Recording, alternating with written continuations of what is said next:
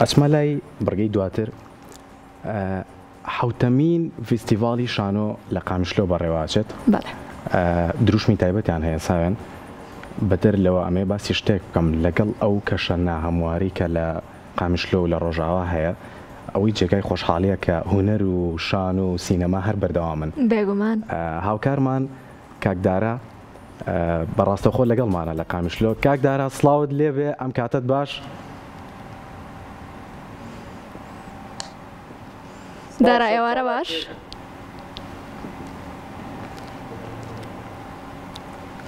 دارا ئەگەر گوێبیستی ئێمە بیت بەڵێ دەنگەوە دەبیزە فەرمووکە. دارا ئەگەر باسی کەشی شانۆکەمان بۆ بکەیت چۆنە گوزەرێ لەوێ پێشوازیکردن لەوێ چۆن چۆنیە وردەکاریمان بیتێ بۆ ئێمەش بۆ بینەرانیش.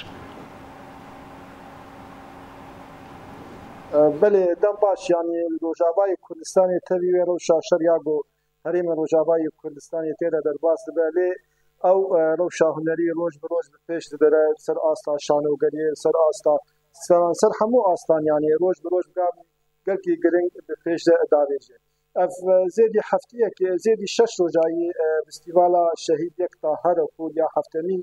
لە باژارێ قامیشلۆ یا شانۆگەریە تێ ئەوداخستن بن دروشمەیە وڵاتپارێزێ ڕاست هونەرمەندێکی وێرەکە بن vê دروشمێ نێزی 12 کۆمێن شانۆ تەوی vê فستیڤالێ بوو و هەروەها سەر ئاستا پەرچەیەن دژی کوردستانی دو کۆم ji باشوورê Kurdistanê yek ji Slêmaniyê yek ji Kerkûkê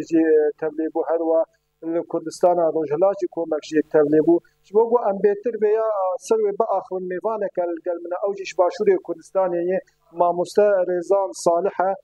destpêkê bi xêr hatî Rojavayê Kurdistanê wek keseke şanoger li Rojavayê Kurdistanê nirxandina te ji asta şanogeriyê Rojavayê Kurdistanê çawa ye. gelek spas pêşekî zor spas بۆ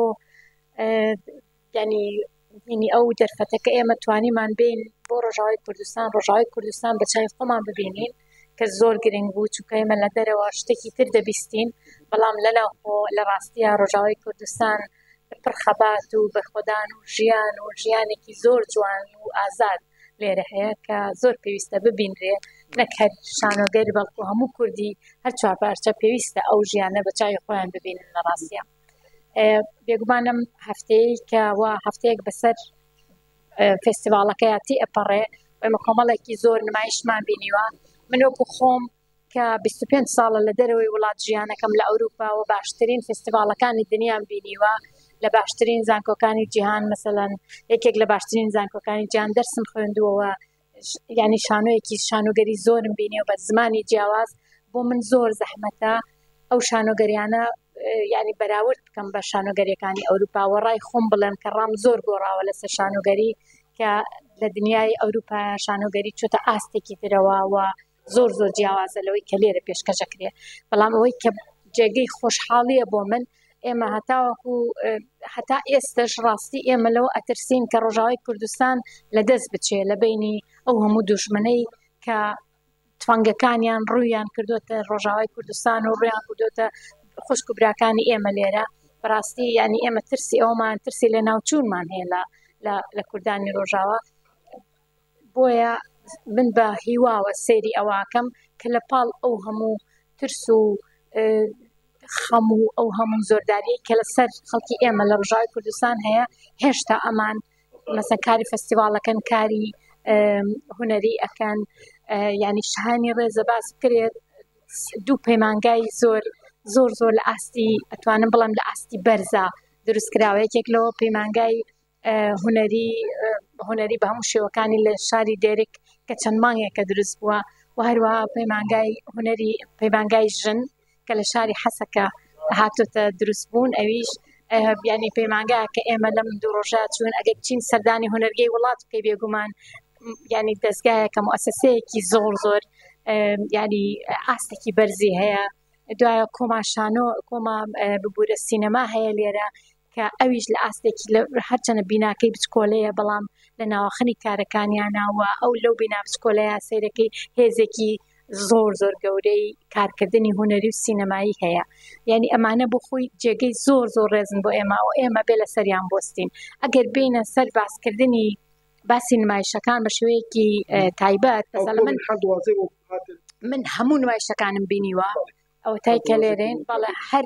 هەموو نمایشەکانم بینیوە ڕاستی نمایشەکان هەمویان لە ئاستێکی زۆر خراپان بەو چاوەی من کە باسم کرد کە لەوانەیە شاشتی بێ یا خراپ بێ ڕاست نەبێ من بێژم چون من 25 ساڵە کاری پڕباش دەبینم کار لە فستیڤالی ئاڤینیۆن من نمایشی شانۆی دەبینم لە پاریس شانۆی دەبینم لە لەندەن لە بەرلین ینی تۆزە زەحمەتە ئەوان 100 ساڵە مەسەلەن ئارامی هەیە پێشکەوتن هەیە بودجەی گەورە هەیە بۆ کارکردن بیشوبهێنی بە کارێک کە لە ڕۆژاوای کوردستان ئەکرێ بەڵام لەگەڵ هەموو ئەو ئاستەنگیانە لەگەڵ هەموو ئەو بڵین لاوازەی کە منی بینم لە کارەکانە هێشتا هیوایەکی زۆر گەورەم هەیە کە لە داهاتووەش کاری گەورە ئەکرێ باش ئەم سپاسیاتت کرد بەڵێ ئەم دەخوازم میێڤانکی دژی وەربگرن ئەوژی شانۆگەرێکە خەڵکی ڕۆژاوای کوردستانی ئەوژی کۆمیتە ئامادەکاریە بێ فستیڤالە ئەوژی شانۆگەر کاوا فەتاحە دەستپێکێک بخێر هاتی کورسات وەک کەسێکی شانۆگەر جودابوونە بێ گەڕێ یا فستیڤالش گەڕێن چووین چ بوو وەک نرخان ناکەژێت دەستپێکم خێر هاتن سپاس بۆ شوتاریاواژی دەوار چالاکی مەدە فستیڤالە هەفتەمین یا یەکتا هەرکول بڕاستی تایبەتمەندیاوی ئیسال چاوە بوو بۆ کۆمیتەین هاتبوون ئاستا نرخاندنێ سپۆریا کۆوانا پڕخورد هەبوو مینا وەکانا پێشوازیە مامۆستە ریزان ساڵحجی کرد کەزیزە عومەر هەنێک کۆمین ڕۆژهەڵاتی تەڤلیمە بوون و شانۆیان پێشکەشکردن ڕاستی مە پڕ فێدە و سوودە ژوا گرت ڕاستی کۆمەکیش کەرکووکێ هات وجی بەشدار بوو شانۆکی سلێمانی پڕ نازک و جودا هاتە پێشکەشکردن ڕۆژە یەکەم دە ینی ئەمکارم بێژن ساڵم هەول دەدەن گۆم لێ زێدە بکەن بە کۆمیتە ئامادەکار وەک کۆمینا شانۆ لە جزیرێ بڕاستیش خۆ ئەڤ دەبن دوڕەشمەیە مرۆڤێکە وڵات پاریزێکە ڕاست هونەرمەندێکی وێرەک ئەڤ هەفتەمین فستیڤالە یەکتا هاتە لە دارخستن دیاری گیان و ڕحێ شەهید جمعە خەلیل باوێ تەیار ئەسکارم بێژم خۆ هەولداچ هەیە و ئەف ناڤەندە ئەڤە ئانام لێ ئەوشی ناڤەندەکە نو هاتی بکارانین بەری پشتی ویشاندنا ڕژیمێژی ئەف ناڤەندە مە دو ناڤەندە ئانام بوون بدە ناڤەندە فستیڤالجی دو ناڤەندە هاتبوون دارخستن وەکو بەرێژێکی دای دیارکردن 1 ساعت 3 و 1 ساعت 6 بوو ئیرۆ پێنجەمین پێنج ڕۆ دەرباز بن سەر فستیڤالێ ئاستەکە باش دەرباز دەبێت شانۆیان پرجودا دەرباز دەبن بەرهەمێ وێن فکرێ وێناژی فێدەنە خۆگەم زانو شانۆ نامەیە مایە تەنێ شانۆوەکە سبە وێ ئەوژی بێت پێشکەشکردن مۆنۆدراماش خۆ 12 شانۆنە پێ شانۆ ئاستا نرخاندنێ دێن نەشاندن 6 شانۆژی میوان باشم سپاسیاتت کردن و ئەم هێویا سەرکەوتنێش وەرە سپاس سەرچاوی بەڵێ خوازم وێ بژم یا ڕۆژانە دو کۆم بەرهەمێ خۆ پێشکەشی کەسێن یەنگۆ حاضر دەبن سەر وانش بۆ گۆڵواشانە تەماشە بکەن و سەر 6 ڕۆژا بەردەوام بکە سبێ ڕۆژا داویە ڕۆژا ئینێژی وەکە نرخاندن و خەلاتکردنا بان کۆمێنیە و ئێ سەرکەفتی جالیە کۆمیتە ئامادەکار بەیەکردن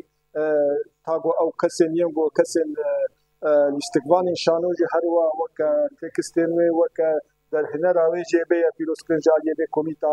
نرخاندنێ خوازم ئاماژە پێ بکەن 12 کۆم تەبلیغێ گەڕا هەفتەمین یا شەهید یەکتا هەرەکول بوو گەڕا خۆی هەفتادە